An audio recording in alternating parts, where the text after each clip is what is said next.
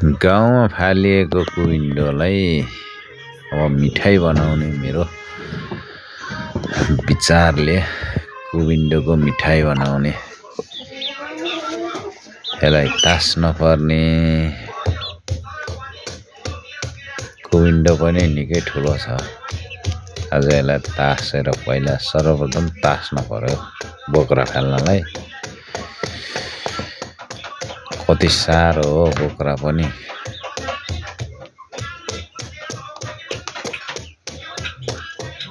मजाले पुरै तास्न पर्यो पहिला।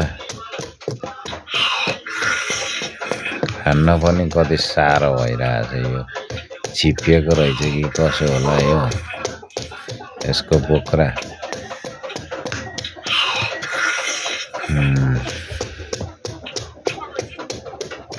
लगभग 5 मिनट त लाग्ने भयो यसलाई फर्किँदा।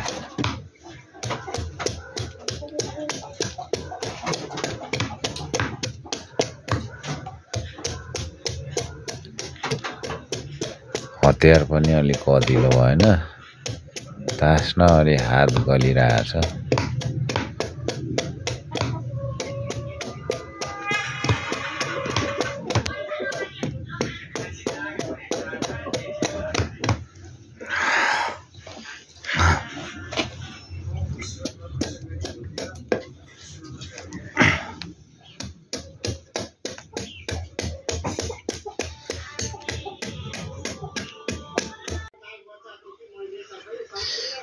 ल फाइनली तासेर सकियो।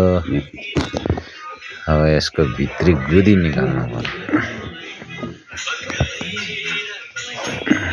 ओहो बिहा त निकै भोरी छ त आँटे कुविन्डोको बिहा। यो काटेर निकाल्नु पर्यो यसको बिहालाई।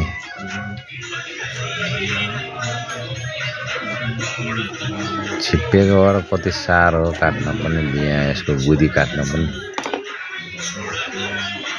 हातले निकाल्नु पर्यो यसलाई त चप्पल त निस्किएन। कति साह्रो छिप्पिएको भएर क्या।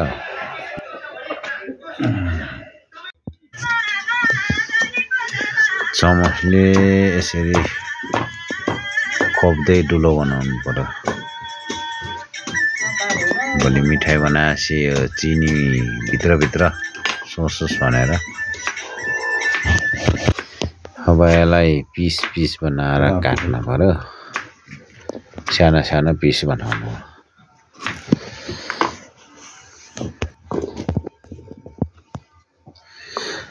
अब यो सानो पिसलाई अब चुना र पानीमा शुद्ध रिफाइन चुना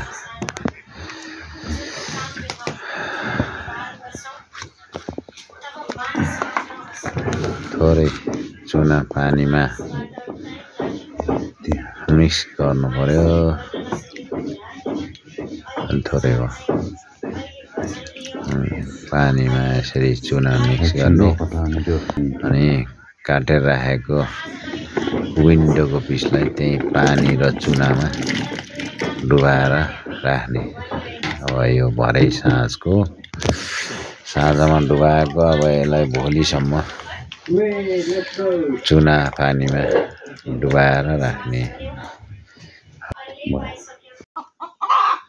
बिहा हिजो बेलुका 6 बजे चुना पानीमा भिजाएको कुविन्डोको पिसलाई अब अहिले लगभग 6:45 हुनेछ। लगभग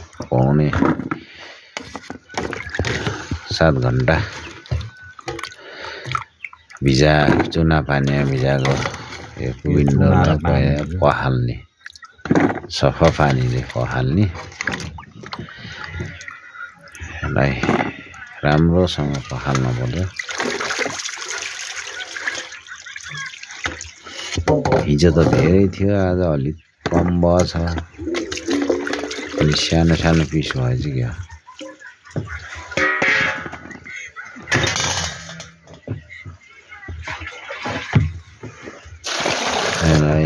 2-3 चोटि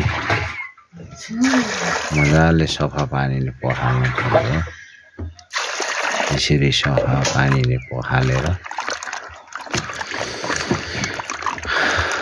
हिजोको चुना पानी मिक्स गरेर राखेको यो कुविन्डो पिसलाई पानीमा पखाल्दै छान्ने। यो धोएर राखेको कुविन्डोलाई अब कराईमा हालेर आगोमा यसलाई बखाउने।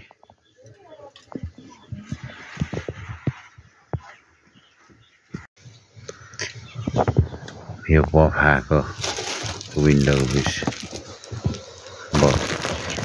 यो खाली कराईमा पानी थोरै राखेर चिनी राख्ने।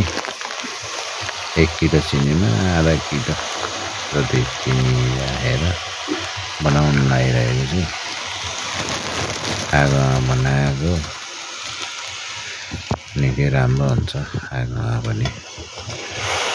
तपाईहरु ग्यासमा बनाउन सक्नुहुन्छ। म यहाँ आगो उपलब्ध भएको भएर आगोमा पकाउन लागेको छु।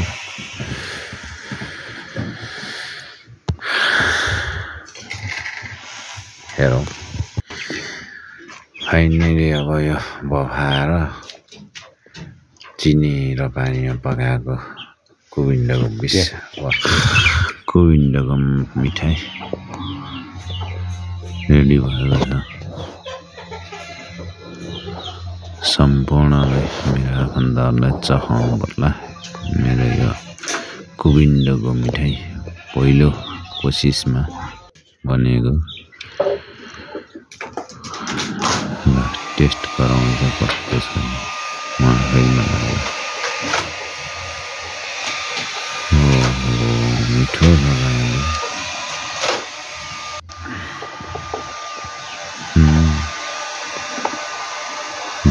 लगभग भरिनु भयो बाटोमा।